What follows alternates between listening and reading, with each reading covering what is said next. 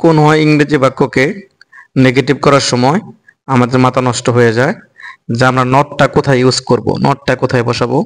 এখানে কয়েকটি বাক্য দেওয়া আছে প্রেজেন্ট ইনডিফিনিট টেন্সের। আমরা জানি প্রেজেন্ট ইনডিফিনিট টেন্সে ভার্বের প্রেজেন্ট ফর্ম থাকে, আর ভার্বের প্রেজেন্ট ফর্মকে যদি আমরা নট করতে চাই, ডো নট এবং ডাজ নট আসে। প্রথম বাক্য আই রিড ইন ক্লাস 5, এখানে রিড প্রেজেন্ট ফর্ম, তাই নেগেটিভ হয়েছে I do not read, I do not read.